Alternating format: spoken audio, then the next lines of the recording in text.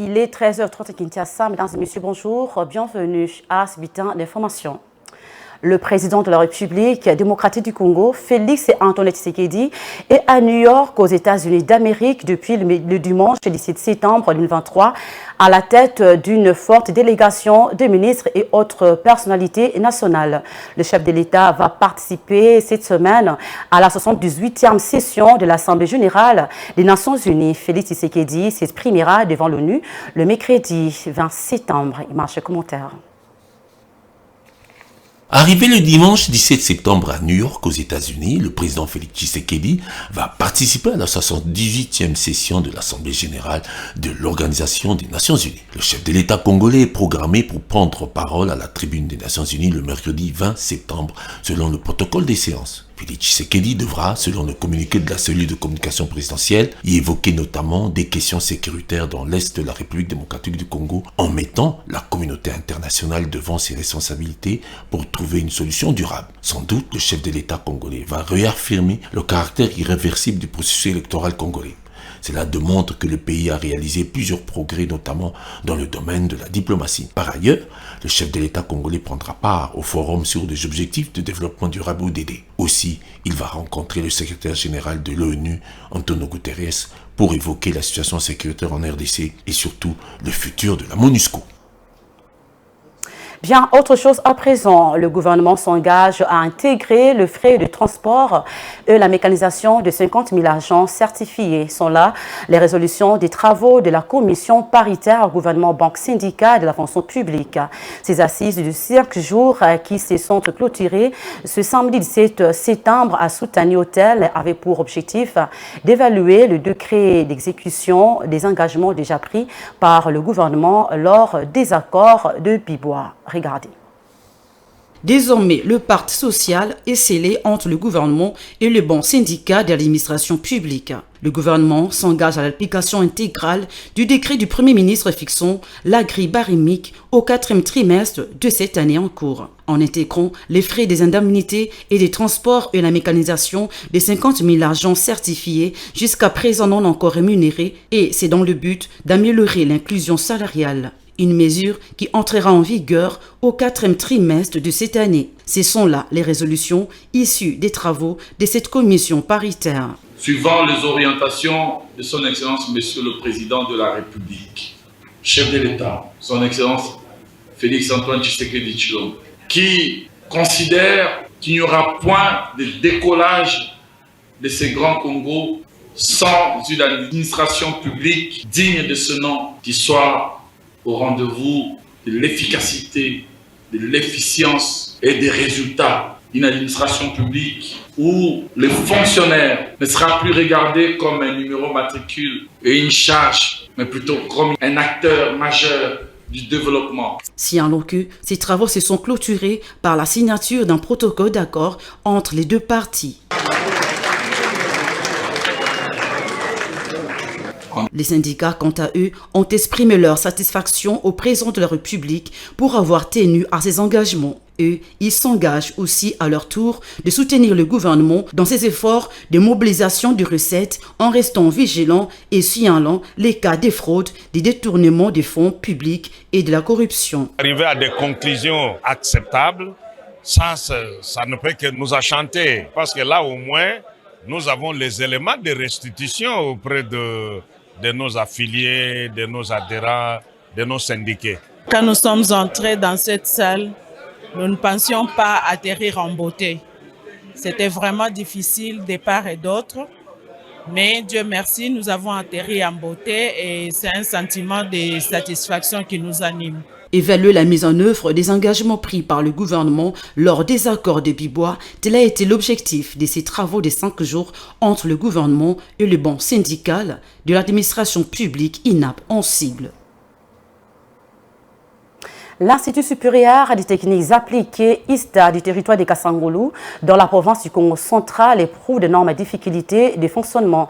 Cet établissement reçoit en majorité les enfants des paysans comme étudiants. Ces derniers n'étant pas solvables, l'ISTA Kasangulu n'a que peu de moyens. Le secrétaire général académique sollicite ainsi l'intervention des autorités nationales pour sauver son établissement dépourvu de matériel didactique adéquat. Regardez. Installé dans le territoire de Kasangulu au Congo central depuis 2008, l'Institut supérieur de techniques appliquées fonctionne tant bien que mal avec les moyens des bords. L'actuel comité de gestion de l'ISTA Kasangulu se bat bec et ongle pour doter l'établissement d'infrastructures qu'il faut. Mais hélas, ces efforts ne suffisent pas. Les difficultés financières et logistiques persistent. Les étudiants ne payent pas les frais académiques régulièrement. Ils sont pour la plupart enfants des paysans et agriculteurs vivant dans la pauvreté. Le secrétaire général académique en appelle à l'aide du gouvernement central. La plupart de nos étudiants, la province n'a pas assez de sociétés.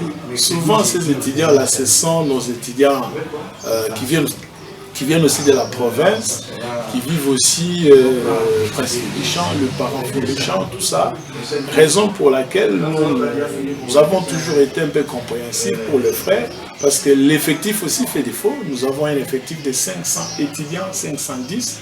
Il faut payer les travailleurs, il faut construire.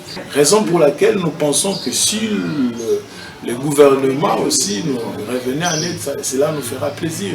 Les étudiants de l'ISTA Kasangulu, qui apprécient à juste titre le niveau d'enseignement dispensé, décrivent la vétusté des matériels didactiques existants et l'absence des matériels modernes. Difficile pour eux de réaliser les travaux pratiques. Le système, bien sûr, ça demande vraiment beaucoup de dispositifs que nous pouvons dire des matériels auxquels qui pourront nous permettre afin de pouvoir fournir des recherches. Par exemple, si nous avons des machines, si nous avons par exemple un atelier bien doté, bien équipé, cela va nous permettre encore d'entrer plus loin que possible dans nos connaissances. Mais nos profs, bien sûr, vu qu'on n'a pas vraiment assez de matériel, ils nous apprennent juste des petites notions, mais pas vraiment entrer en profondeur à cause des matériels qui nous manquent. Malgré ces difficultés, ISTA Kasangulu a intégré le système LMD, licence master doctorat, pour permettre à ses étudiants d'avoir le même niveau que ceux d'ailleurs. Le diplôme que j'aurai ici est comparable à celui qui a étudié en France. Donc il y a des qualités. Maintenant, le mal est là-bas, ils ont des bonnes conditions. Par exemple, ils ont des laboratoires qui ont des équipements complets et ils ont des bibliothèques. Donc c'est un peu ça. Et nous ici, nous avons des difficultés, peut-être nous n'avons pas des bibliothèques. On peut vous parler de quelque chose, mais vous n'avez jamais vu ça. Mais quand vous serez sur le plan pratique, on vous dit que par exemple, ça c'est une diode. Tu t'étonnes, la diode ça se présente de cette manière. Mais si on avait des équipements, où nous avons des équipements, des salles d'atelier, quand on passe à la théorie et directement on passe à la pratique, vous allez voir que l'étudiant n'aura pas de lacunes sur ça. Le comité de gestion dirigé par le professeur Daniel Mbouyou ne jure que sur l'accompagnement du gouvernement de la République pour la réhabilitation et la construction de cet institut. L'aide du gouvernement viendra s'ajouter aux efforts des dirigeants de l'institut qui ont doté l'université de 3 salles de classe et de bureaux administratifs. Et pour finir, la gouverneure intérimaire du Kasaï oriental, Julie Kalinga Kabongo, a procédé le week-end dernier au lancement officiel de la campagne de vaccination contre la rougeole. Cette cérémonie a vécu au rond-point Ozana, dans la commune de Diulu, en présence de plusieurs autorités provinciales et partenaires du secteur de la santé du Kasaï oriental. Suivi.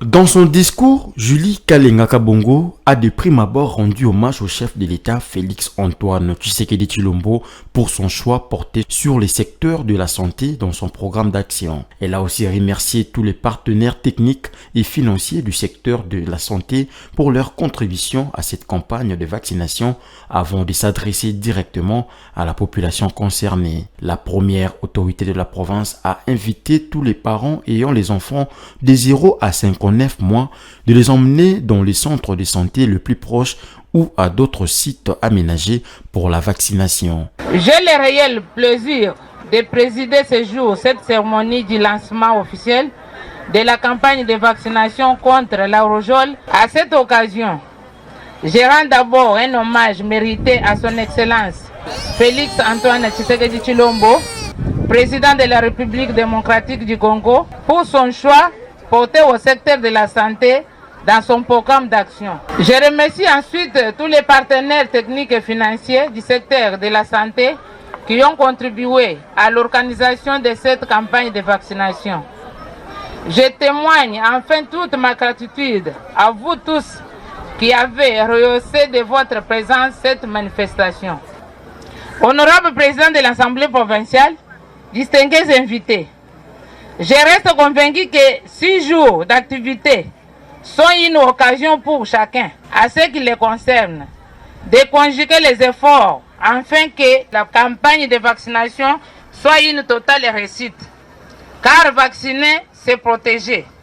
Vacciner, c'est aimer nos enfants. Symboliquement, Kalinga Kabongo Jili a participé à la vaccination de quelques enfants dans le parage du rond-point Ozana sur l'avenue Kassavubu. En ce qui concerne la rougeole, les statistiques nationales renseignent que depuis la 44e semaine en 2022, la province du Kasaï oriental a notifié 11 088 cas suspects de rougeole dans 18 zones de santé, parmi lesquels 9 000 enfants de moins de 5 ans et plus de 2 000 enfants de 5 ans et plus de 350 échantillons prélevés ont été testés positifs à l'INRB et par cet effet, elle est la 2e province après le Haut-Katanga. Pour rappel, cette campagne de vaccination intervient quelques jours seulement après les échanges entre l'autorité provinciale et les syndicats des infirmiers qui ont trouvé un compromis sur la situation de la grève observée par les infirmiers. Les différents intervenants ont salué l'implication personnelle de Julie Kalinga Kabongo et son management qui ont conduit les syndicalistes à accepter de sauver la vie des enfants en les vaccinant. C'est la fin de ce bulletin de formation. Mesdames et messieurs, merci de l'avoir suivi. Au revoir.